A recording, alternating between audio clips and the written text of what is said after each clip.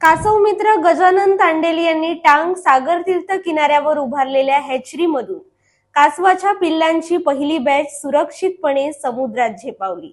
पाहूया.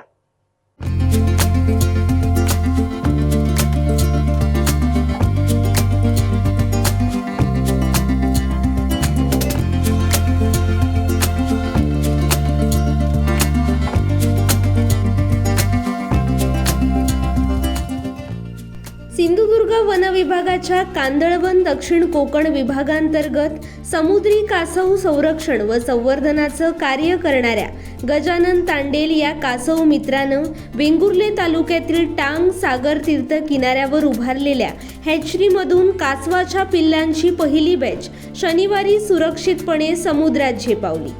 या हॅचरीमध्ये सध्या 5,000 अंडी असून येत्या काही दिवसात टप्प्याटप्प्याने ही 5,000 पिल्ले समुद्रात झेपावणार आहेत.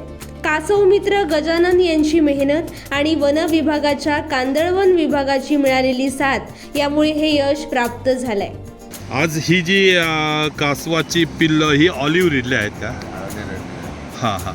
आता तुम्ही इकडे या बीचवर किती वर्ष काम करताय? 10 वर्ष काम करताय. बरं आहे. आता काय काम म्हणजे ही पिल्लं आज जी बाहेर पडलेली आहेत ही किती दिवसाची पिल्लं आहेत किंवा?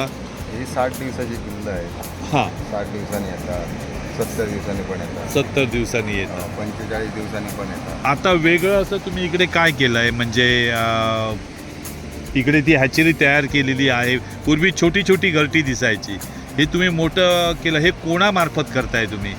जे वन विभागवाले आहेत ना, वन विभाग वनवाले त्यांच्या मार्फतच करतो. वन विभागामार्फत तुम्ही करता. पहिलं वन विभागाचं होतं, आता कांदळवन झालं. तुम्ही किती जण आहात की तुम्ही एकटेच करता इकडे? आम्ही 2 जण आहोत, पण ते एकटाच मी हँडल करतो. किती किलोमीटरचा परिसर तुम्हाला दिला आहे तरी? तसं दिलं नाही आहे. हां. 400 मीटर 400 मीटरची किनारपट्टीवर तुम्ही बघत असता. पण तुम्हाला हे कसं काय फिरावं लागतं? ही कासव केव्हा येणार समजतंय कसं काय? ते भरतीचा टाईम असतो ना, तेव्हा ते आतमध्ये येते, त्याकडून त्याची पावलट पाणी वरती पण येते आणि खाली जाते. ती पावलट कोणाला दिसू नये. हां. समुद्र कसा शांत असतो, हां. ते लोकांचे जात नसते, त्यामुळे त्या टायमाला ती कासव चढते. बरोबर. रात्री 3 वाजता, 2 वाजता, 12 वाजता त्या टायमाला त्यावेळी तुम्हाला फिरावं लागतं का? बॅटऱ्या घेऊन फिरावं लागतं? त्या टायमाला आम्हाला फिरायला पाहिजेत रात्री. मग ती तिकडची अंडी तुम्ही घेताय का? कशी काय कलेक्ट कशी करताय? तिकडची अंडी आम्ही ती टबमध्ये घेऊन इकडे येऊन ती हॅचरीमध्ये. पण हे पूर्वी असं वेगळं असं, आता हे एकत्र कशासाठी केलं जात आहे? आता ते कुत्रे वगैरे कोले फिरतात, हे खेकडे असतात समुद्राचे आणि माणसं पण चालतात, ते काय फुटतात त्याच्या. हां, त्यामुळे ते फुटू शकतात, नुकसान होतं. म्हणजे ते कासव होतं, त्याला पालवतं तो नाही ना, हां. ते कासव अंडी घालते निघून जाते. बरोबर. त्याच्यामुळे कसं कोणतं पाय पडला घरट्यात त्या ती अंडी चपून झाला. एका घरट्यात साधारण किती अंडी असतात? एका घरात साधारण 130 ते 120, 116. आता तुमच्याकडे किती घरटी आहे तिकडे एकत्र? आता माझ्याकडे घरटी आहेत ती 40 घरटी आहे. 40 घरटी आहेत. आता पिल्लं बाहेर यायला सुरुवात झाली आणि ही पिल्लं आता तुम्ही सोडणार समुद्रात. तर मला सांगा की ती परत पिल्लं कासव केव्हा येतं? परत याच किनाऱ्यावर येतात का ते? असं म्हटलं जातं, तज्ञ सांगतायत. ही आता मोठी झाल्याच्यानंतर ह्या किनाऱ्याला ते येतात पूर्ण फिरून. हां. आता हे सोडल्यानं इतकेच राहणार नाही, पूर्ण ओव्हर इंडिया पूर्ण फिरूनच येणार. पण याच्यासाठीचा जो खर्च, हे जाळी लावण्याचा, मोठी हॅचरी करण्याचा, हा कोण देतोय? ते वन विभागवाल्यांचं मॉनिटरिंग त्यांचं आहे, कांदळवाला आहे. हां. तेच घेतात. पण तुम्ही असा इकडे काय इव्हेंट करत नाही जसा वेंगुर्ला वांगणी कासव जत्रा म्हणून केली जाते? हे जे तुम्ही काम करतात ते बघायला लोक वगैरे येतात इकडे? हो, लोक येतात बघायला. जास्त लोकांना माहीत नाही.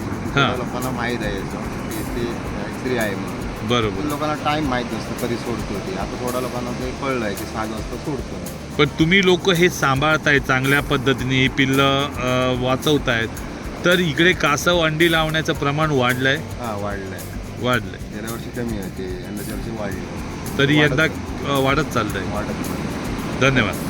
वेंगुर्ले तालुक्यातील काही निवडक सुंदर अशा किनाऱ्यांपैकी एक म्हणून सागर तीर्थ टांक हा काहीसा दुर्लक्षित परंतु अतिशय सुंदर किनारा म्हणून ओळखला जातो. याच किनाऱ्यावर सध्या फोमेंतोचं पंचतारांकित हॉटेल सुरू झाल्यामुळे हा किनारा पर्यटन वर्तुळात चर्चेला आलाय. या किनाऱ्यावर पर्यटकांचा फारसा वावर नसला तरी या किनाऱ्यावर समुद्री कासवांच्या संरक्षण व संवर्धनाचं मोठं काम चालतं. टांक येथील गजानन तांडेल व त्यांचा एक सहकारी कासव मित्र म्हणून गेली 10 वर्षे या किनाऱ्यावर अंडी देण्यासाठी येणाऱ्या कासवांचं व त्यांच्या अंड्यांच्या संरक्षणाचं काम करतात. या कासव मित्रांनी खूप परिश्रम घेऊन आतापर्यंत अंड्यातून सुरक्षितपणे बाहेर पडलेल्या ऑलिव्ह रिडले कासवांच्या हजारो पिल्लांना सुरक्षित समुद्रात सोडून त्यांना जीवदान दिलंय.